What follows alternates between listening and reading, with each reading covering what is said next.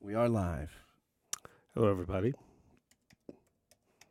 I'm just bringing up the camera control settings because I like to be able to control it if I need to.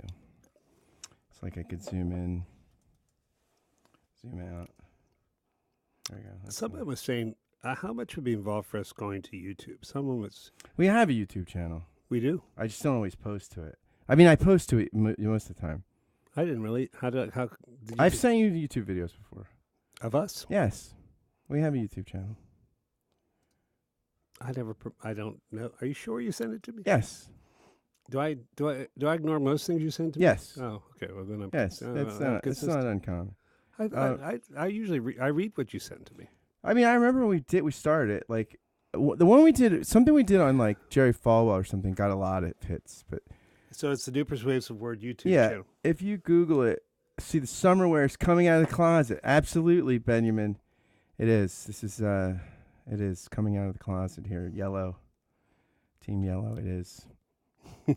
Benjamin, Orthodox Jewish journalist from Morgantown, West Virginia, Morgantown, yeah. who drives a pickup truck. Ironically, I like that. How is the podcast going, Ben Yaman? it's going great. I'm enjoying it Oh, a good. lot. Actually, it's very well done. Very well done. My nephew may be coming. West Virginia University is one of the places he's going to apply to. So maybe he could come to your synagogue, other than the fact he's a Methodist. But Yeah, I mean, hey, look, there's, numbers are down in lots of religions. You can't be he's picky these days. I think he'd be a good Orthodox Jew. My nephew's a very sweet and industrious guy. So I like that. Ryan Pryor, how many podcast download records? I didn't look at the stats yet, Ryan, but I will check them after this podcast. where's Ryan on last week? He did a stellar job. Stellar job? Los Angeles, California. All right. Yeah, I remember you talking about Nice that. guy. Very nice guy. Would you say he's a nice guy even if he wasn't listening? Yeah, I would. If he wasn't a nice guy, I just wouldn't say anything. I wouldn't That's say. right. That's right. Highest ratings ever. Highest rate. I mean, I think it's the best ratings. I love when Trump's like, I mean, Kim Jong Un has a big opportunity. I mean, maybe for those of you who know history, maybe in history, it's almost like Trump's like, I don't know anything about history, but it sounds historic. Hey, Ryan, since you are so good at ratings, we are currently making a video. We're going to go to Afghanistan and make a video for the Taliban saying, why couldn't this be a golf course? Exactly. Yeah. I mean, here's the thing. I say break it down into real estate. I mean, look, you have China north of you, South Korea to the south, and you got the land in the middle. Is that so bad? No, I think it's pretty good. Well, and also the rough would be really rough because there are mines and things like that. You could have the best hotels. Instead of the nukes, you could build hotels. New vacation spot. I wonder, do you have any idea what brand those hotels might be? yeah. I wonder his Yeah, name. yeah. Do you know do you say- Ivanka and Jared made $80 million last year? Ah, If you like, thank you, Lindy. I like this yellow shirt too. is she first time? First time comment, a long time first time comment. Long time first time. Long time first time. No, it's interesting. Like, can you imagine if Chelsea Clinton worked in the White House and made $80 million of the Right. Obama? I mean, it was just like, it's unbelievable. No, it's just so. It's amazing. It's fantastic. Yeah. Yeah. America's calling. Harry Truman. Harry, you know what to do. It's so interesting too. Like, as critical as he was of the Iran deal, like, gosh, I mean, and you could be critical of the Iran deal, Sure. but like, I'll tell you, at least there was verifications well, and stuff. Like, I mean, this is like nothing. Like, this is well, like, this would be like in the past. This would be like when you have your lowest level diplomats coming together and saying, "Okay, we're going to begin a series of talks." That's basically what this was. except he brought the president But the president, and also the and fact praised the dictator. praised the dictator and called our military exercises war games because I think he saw that movie. I've said it's a great movie. There's a new War Games out. By the way, I don't know if we talked about this yet. They made a remake of Karate Kid called Cobra Kai, where like Ralph Macchio and the original kid Johnny Lawrence are in it, and like Johnny Lawrence is kind of like a loser, and Danny LaRusso is the biggest car dealer, one of the biggest in Southern California, and like Johnny starts the Cobra Kai dojo, but instead of the bullies, he takes like the nerds and the geeks and makes them the Cobra Kai. And so it's this really kind of, it's amazing. It's so well done. Lindy and I watched it. It's on YouTube Red.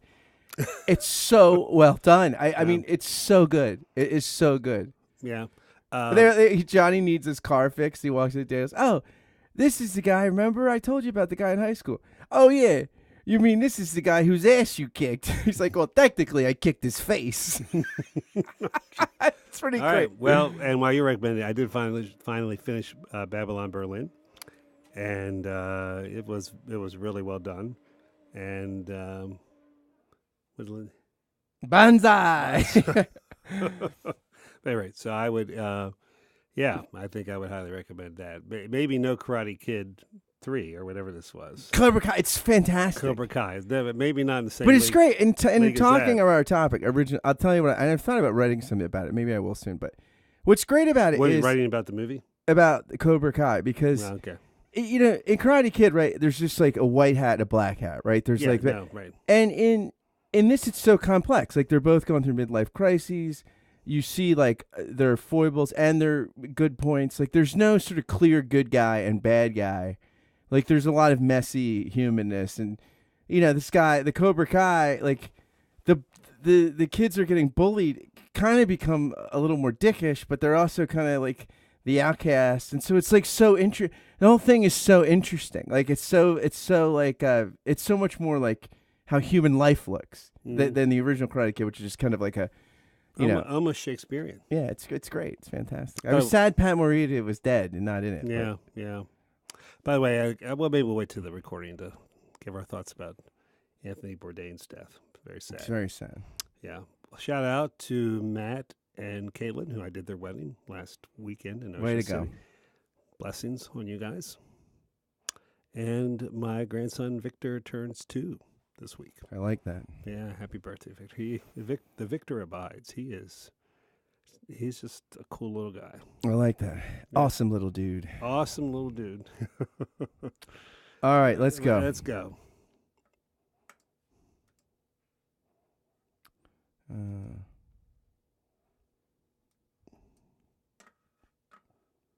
Can't see if we're recording it. Oh, there. No, only one of us. There's only one track. Edit, undo. This is so anticlimactic. There's only one track and I'm off it. Yeah, there we go. There we go. All right. Yeah. That's actually, I talked a little too soon there. Let's do that again. Take 3. Welcome back to New Persuasive Words. I'm Scott Jones. And I'm Bill Bohr. And Bill, here we are once more into the breach, my friend. We have a piece for our time. I feel like I'd like to somehow have a picture of Neville Chamberlain and Dennis Rodman side by side. I would love that. Dennis Rodman got pretty emotional. Chris Cuomo was interviewing CNN. And it's funny as Chris Cuomo's talking to him like he's the freaking Secretary of State. like it's, well, this is Dennis Rodman, he right? was up for it. I mean, yeah, this is Dennis Rodman. This is not like, this is Dennis Rodman. No, he was crying. Dennis Rodman so he was a hell of a rebounder though. Yeah. Yeah, so it's kind of I don't know. It's a fascinating time in which we live in. So I think you know what? It's better than threatening nuclear war. I think that we can all agree on that. Fire and fury. It's better than that. A fine video of the future Trump coastal North Korea resort. So we can only see what's going to happen. Do you think if you're a dictator, it lends to like bad haircuts and not really taking care of stuff? Because he's going to say, "Hey, you need to lose weight," or "That haircut's silly." Yeah, I think really, you know what I mean? Like, I just think like it doesn't lend itself to self-creation. Or like self-correction. hey, Mussolini, how about smiling? Exactly. No one said that, or Hitler. Either just cut it off or grow the whole thing. Yeah, exactly. I don't think people didn't say that. No. People don't really. No. Or Fidel, how about a trim? Yeah. or yeah. So I don't know. Yeah. No, you're right. I think you. It's a very. But he loves his people. Sometimes you have to starve the people to love the people. Yeah, they starve them, put them in concentration camps. It's to help them be good students. You you learn how to concentrate. Yeah, if I hear one more evangelical shout about this, considering that there are thousands of Christians in concentration camps in North Korea. But, he's talented. He's a talented guy. Well, I mean, how many people could take and run it tough? I mean, it's tough, but how many people? 1 in 10,000 at 26. I mean, it is talent. Yeah, Genghis Khan. I was running a Young Life area at 26. Yeah, I mean, but I did not execute one person that year. Not one. Not one. Not one. Just on the front end to show everybody who's boss. I did. I threw a kid off a trip. But other than that, mercy killing. No executions that year. But who knows? Maybe I could have been more successful if a few people, made a few examples.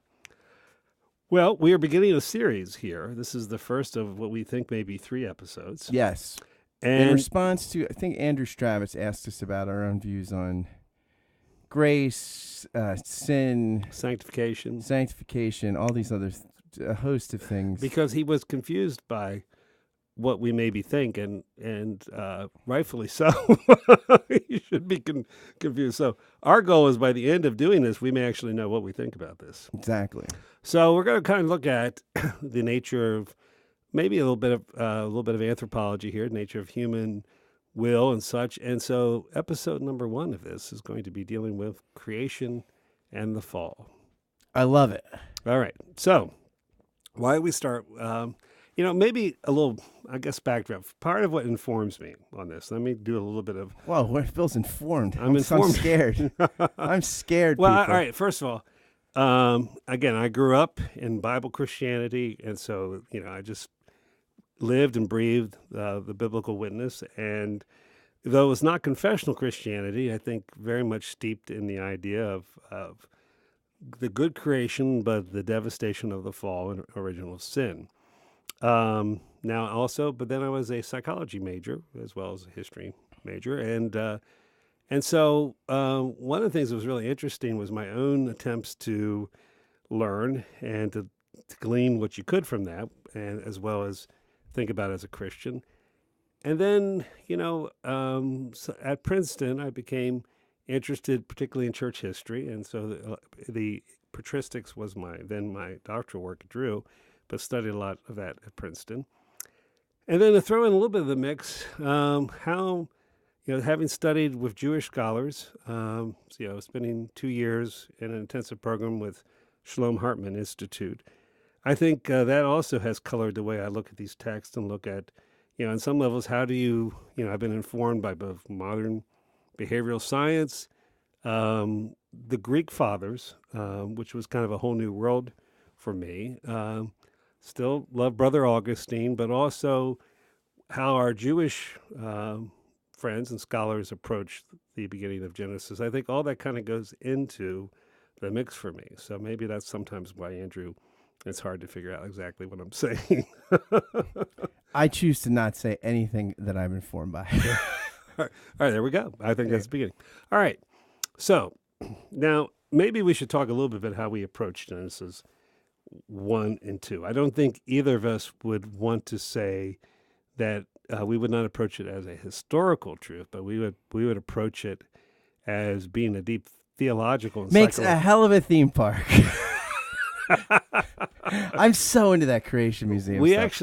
I love that stuff. We are thinking about putting our own little one right over here in the corner. Exactly. Yeah, I love a nice theme park. What is it? Doug Pageant thought the thing looks bigger than deeper. It is interesting though. I could see that how, like, just visually, if you're watching on the Facebook live feed, it does look deeper than when you come in. It's an optical illusion. We're going to have to move that bookshelf to put the Tower of Babel there. Exactly. Right? Exactly. Right. It's deeper. So in other words, I've always said that Genesis 1 and 2 is so profound it couldn't possibly be historical true, but it's such a brilliant insight, not only to human behavior, but it's also this wonderful kind of vision of what God's intent is for humanity and creation. So why don't we begin with the idea that humanity, according to Genesis 1, is created in the image of God, something that a lot of people have thought about. It's not totally clear as to what the intent of the writers of Genesis is. Not totally clear. Yeah, I mean, what is it? Berkouwer said that you could write a whole... can I say this is the way my systematics professor, Berkouwer. Yeah, Berkouwer. he said something like you could write a whole Western intellectual history based on what people thought the Imago Dei was. Like, Oh yeah, if yeah. it's an age of reason, it's a reason. Age of creativity, it's creativity. It, like you kind of like, and I mean, basically, I think, I mean, a lot of scholarly consensus now is that it's an idol. I mean, it's literally like an idol of God. Like you have these idols of an emperor out in the empire to remind people whose land it is, and human beings are like icons or idols of God in the sense of. Well, that's the Greek. Well, I know, but the Hebrew root is close to idol there, an image, and this is basically Gary Middleton wrote a great book called The Liberating Image, Old Testament scholar, and yeah, I mean it's basically what he argues, and a lot of contemporary scholars argue that you have these kind of the ancient Near Eastern totem idol of the emperor, saying that this is Well, and it's apparent if you go on, and this is the rabbis talk about this. In reality, the image of God seems to be that there are to be little gods. I mean, they're to go out and imitate the acts of creation. They're to subdue. By the way, Jeff Carr, the gladiatorial combat with dinosaurs seems legit. By the way, who would win, Chuck Norris or a dinosaur? Chuck Norris. Yeah, of course. But I forget the punchline to that. There has to be something funny in there. But no, I think this idea that, what is the human supposed to be, what's the human supposed to be, to do? Well, they're to go out and subdue and do what God does. And that's even the idea of Shabbat is connected to that. The idea that, you go out for 6 days and you act like little gods, but one day a week you remember you're not God. That's kind of how that's a very crude summary of a lot of how the rabbinical literature talks about it. I like that. I'm down with that. It would be extremely difficult for Abe Lincoln to be interviewed in that man cave. From Matthew Biceri, coming to us from Facebook. All right, Matt. It is. He's always remarking on how he's always like looking at our heads near the ceiling. Yours closer than mine. Oh, okay. Yeah, the Chuck Norris. So this idea, all right, so image of God means that somehow, and even, the psalmist, humans are made a little lower than the angels. That seems to be, there seems to be something about that there's some kind of imitation of either of something, again, there's certainly nothing in there about being a soul, or there's nothing in there about being a reasonable creature. I mean, directly it seems to be the idea that humans are given the responsibility and the ability to create. Yeah, right. Yeah, there's this sort of Shamar the garden, right? Like also in the second creation account, there's this Shamar the garden. Or wait, is that in Genesis 1? No, Genesis 2 is Shamar the garden. Protect it, cultivate it. Right, tend the garden. Although, no, take dominion. No, the idea of dominion is in Genesis. It's in the Genesis 1 account. Right, but Shamar the garden is in 2. Okay. But so, and I think the two harmonize in that way. I mean, they're both kind of you're put here to do the work, the creation, the crown of creation. And therefore, there's this kind of partnership with God. There's this relationship with God. But there's a sense where humanity is the crown of creation. And, in some, for good or for bad, we seem to be, from a scientific perspective, we seem to be, the crown of evolution. I guess that would, if the dinosaurs had a vote, they may argue against that. True. Yeah. At any rate. So that's kind of, let's just leave that there for now. But I think particularly in the East, Eastern tradition, this idea, it goes, the Eastern Orthodox tradition even goes beyond this idea of tender of the garden, but that somehow that there's something of the divine that's reflected in the image of God in humanity. I think that's an important idea, and that's why the Eastern Church takes a very different road in its anthropology than the Western Church does, because that's in part that's how they view the nature of the creation of humanity, the dignity of humanity, if you would.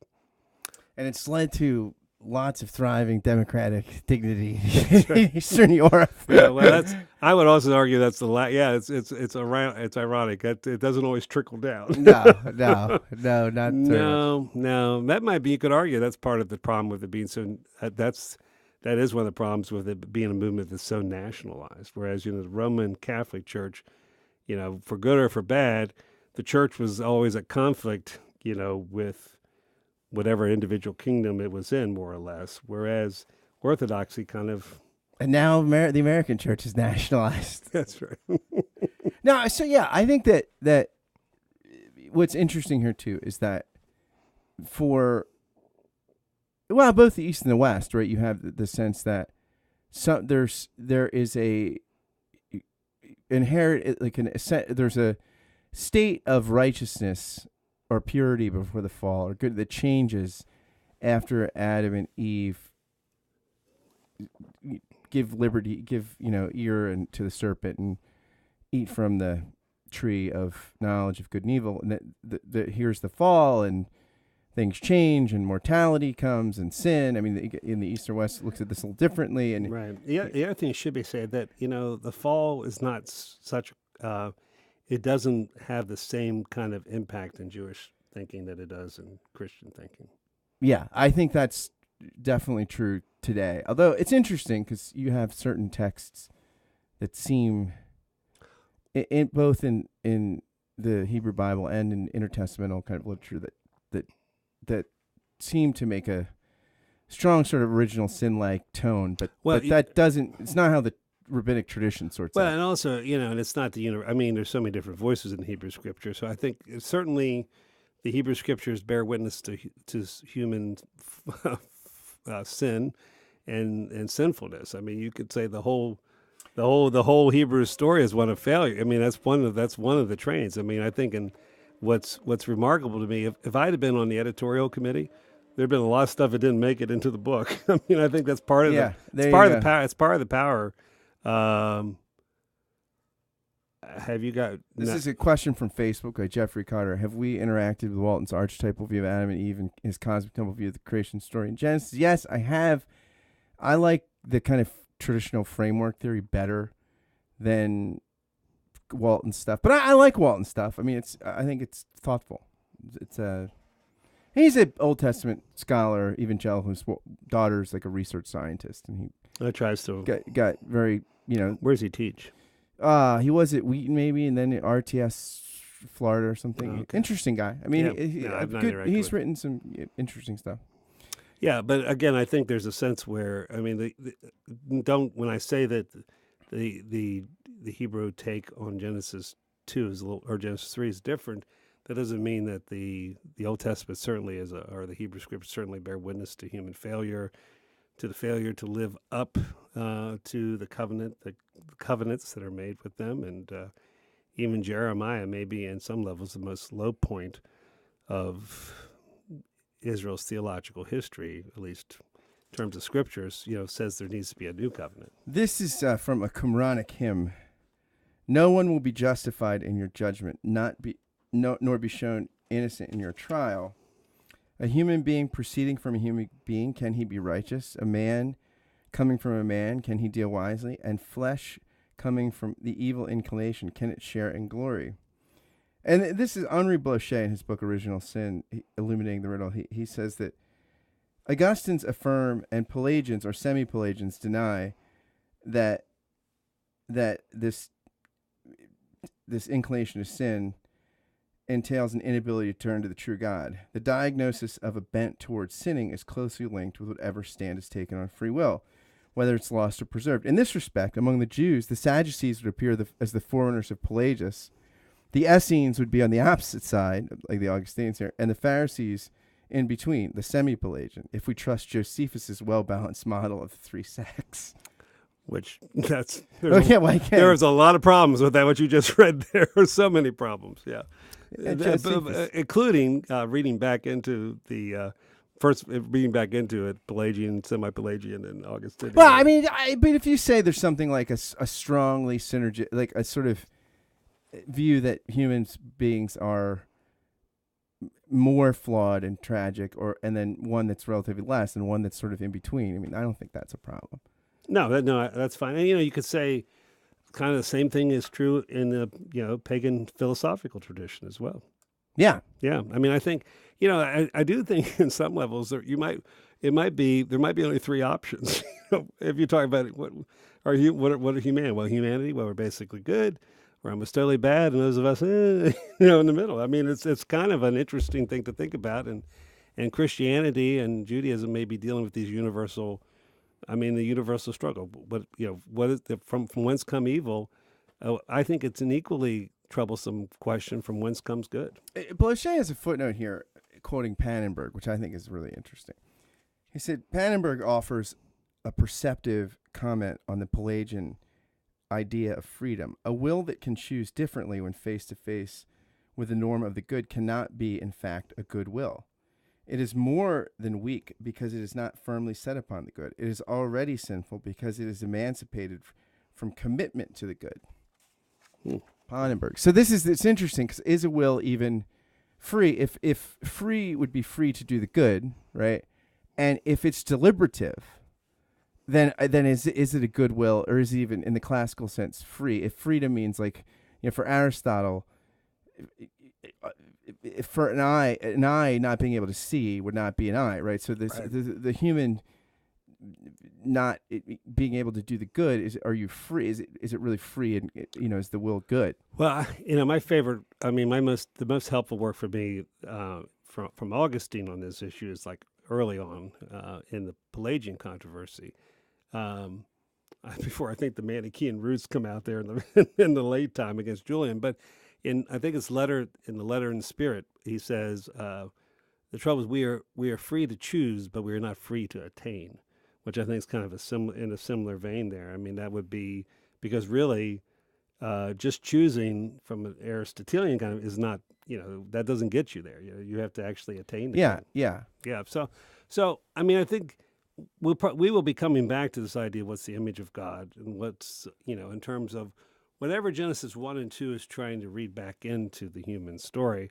I think, and those are important. And actually, we could even argue that just like Genesis 3, the fall has a much more significant place in Christian theology. I would also argue that the doctrine of creation, of the good creation, is a very important doctrine, particularly in the early church. That in some levels, there's so many commentaries written on Genesis 1 and 2, and the first thing that Christianity is actually arguing against in the end of the first and in the second century is both pagan fatalism and then also the kind of Platonic, or whatever you want to call it, Gnostic, saying that the material world is evil. So those were two of the most important battlefronts in the second century. And I think that's something, the backdrop of both the New Testament, but the first interpreters of the New Testament are really arguing both for a good creation and some kind of human freedom. So yeah, and I also think part of it too,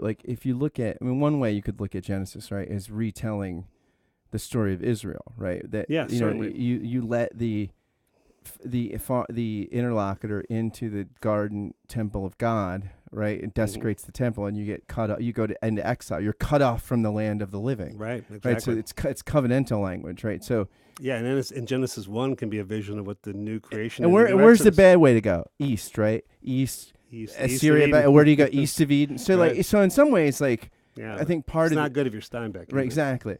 I think some of this is probably, again, it's sort of universalizing, one could argue, Israel's own absolutely history of sin and redemption. Absolutely. It's a multi-layered text, and I do think it's helpful, at least the Genesis 1 story. And again, the people who do, the editors are the ones who are doing this, particularly from that post-exilic or exilic perspective, which I think is very... It's interesting, too, because Genesis doesn't...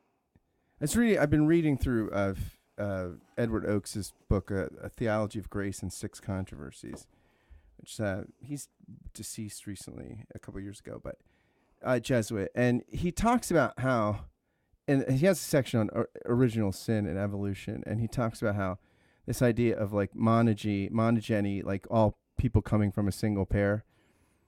He talks about the merits and downside of that, but he's like, but the Bible doesn't even seem to assume that. Because who's Cain sent out amongst? Yeah, right. Right, so it doesn't. Right. It doesn't even seem to Who do Cain and Seth marry? Exactly. Yeah. So it doesn't seem to presume No. what we often read into it. The text is not clear on that. And by the way, what they told me in Sunday school, they married their sisters. I've never quite gotten over. Well, you were telling you were in I've West, never- I've you were never in West quite- Virginia. I've weren't never you? quite got over the trauma. Cousins are okay, but not sisters. You were in West Virginia. I It'd mean, be easy. No, that would be the Mormons who did that. there you go. We just. So- but yeah, no, I think that's a great point.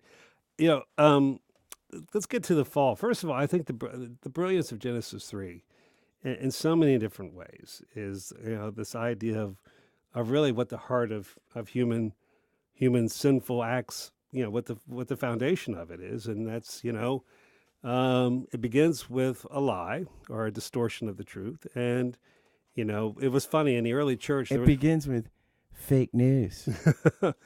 But the early church used to argue what the mother of the vices is, and that it's all wraps around what exactly was the sin of Genesis 3. Was it pride or was it envy? And for a while they were neck and neck, but eventually pride won the stop. But won that battle. But you see both at work there. Okay, the desire to be like God is both a sin of pride and a sin of envy, and that how much again, I just love the French postmodern about scapegoating. Rene Girard. Rene Girard. I mean, there's a sense this idea of envy is very. I mean, that's he kind of recaptures that idea, but desiring something we don't have, regardless of whether it's good for us or not. Desiring independence. I used to, when I gave hundreds of sin talks as a youth worker, and the analogy I used to use was the person out doing a spacewalk from the spaceship or from the base, whatever, and they're out there doing the spacewalk and think how cool this is, and they say, boy, I would love the only thing that's keeping me from really enjoying this is this line that connects me to the spaceship. And if I could only just cut this line, then I would be really free. And of course, what would happen to the spaceman or spacewoman is the same thing that happens in the garden, cutting themselves off from God. So the first sin is either pride or envy. I think the second sin is Adam's throwing Eve under the bus. There's a sense where the history of humanity is blaming someone else and not taking responsibility and not being our sister or our brother's keeper, and then it just goes downhill from there. Donald Trump said if North Korea was a mistake, he'd never admit it. He'd make up some other excuse. Well, there's a surprise. The Adamic tradition lives. Yeah. So in terms of this idea of the original sin, Genesis 3 is an amazing portrait and insight of what every human faces and what every human falls short of. I concur. Okay. And then, of course, Genesis 4 is the history of human civilization. Brother killing brother. Yeah, I mean, it's interesting because one rabbinic interpretation of the sons of God marrying the Elohim? the daughters of men, the daughters of... He's like, well, like, the one rabbinic interpretation is that this is kind of like the king's, the Lord's night, where if you like in Braveheart, where you'd have to spend. Oh, you could. The Lord would have. You had the right of first night. Right. Yeah. And he's arguing that like it's the breakdown of like you have like the breakdown of individual humans, then a family, and then of like of ruling authority, the cosmic. Yeah, like so. They think it's actually tyrannical. This is actually tyrannical rulers, not angelic beings. Although I think, it's. I think it's like it's funny to me. It's a fragment of the greater story, the greater myth, and I've always wondered why did they just keep that fragment in? But it's because it's interesting. It is very interesting. Yeah. So, any of you preaching on the sons of Ben Elohim looking up on the daughters. That's why you have to be very careful during prom season how you send your daughter out. Exactly. Yeah. Yeah. So there you go. Yeah, I think that it's interesting. Also with evolution, like, do we in pre-modern times the sort of Augustinian reading is needy and tight, right? You have things are kind of honky-dory. There's the fall, and then everything. What we consider the tragic marks of it, and it's sort of assuming we know about modern science, that is a more difficult story to tell. I don't think so. If you've ever read Augustine's literal commentary on Genesis, it's anything but literal.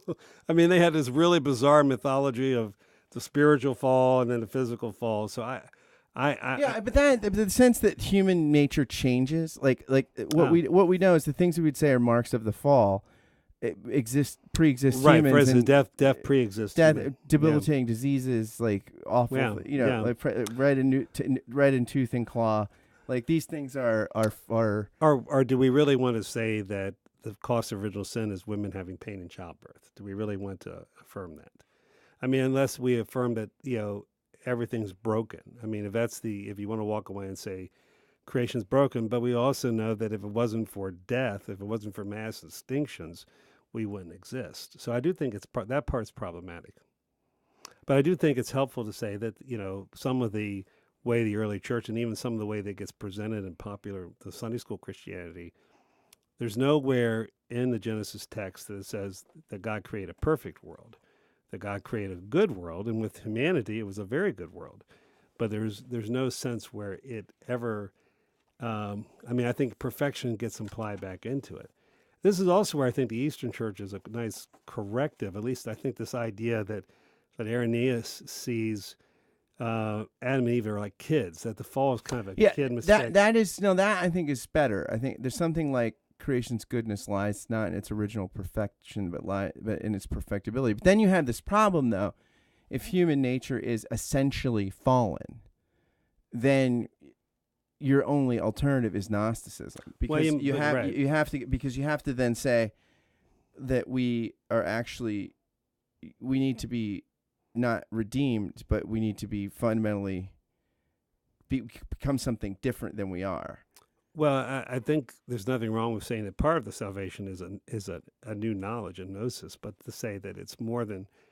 But you would have to say that human nature needs to essentially be changed. From what, the Gnostic perspective? Yes. Well, because sin is accidental in the true sense of the word, right? It's not. Right. Let me give you this quote from. Right. Okay. From old Reinhold Niebuhr. The Christian doctrine of sin in its classical form offends both rationalists and moralists by maintaining the seemingly absurd position that man sins inevitably and by a fateful necessity, but that he is nevertheless to be held responsible for actions which are prompted by an ineluctable fate. Here is the absurdity in a nutshell. Original sin, which is by definition inherited corruption, or at least an inevitable one, is nevertheless not to be regarded as belonging to his essential nature, and therefore is not outside the realm of his responsibility. Sin is natural for man in the sense that it is universal, but not in the sense that it is necessary. Oh, interesting. So that's an interesting thing, that you like this sense that sin. I think Niebuhr summarizes the paradox pretty well. No, I think that is a good summary. It's interesting to me. Because I knew we were heading this direction. Eventually, we've been talking since Andrew raised the question. We've been talking about doing this.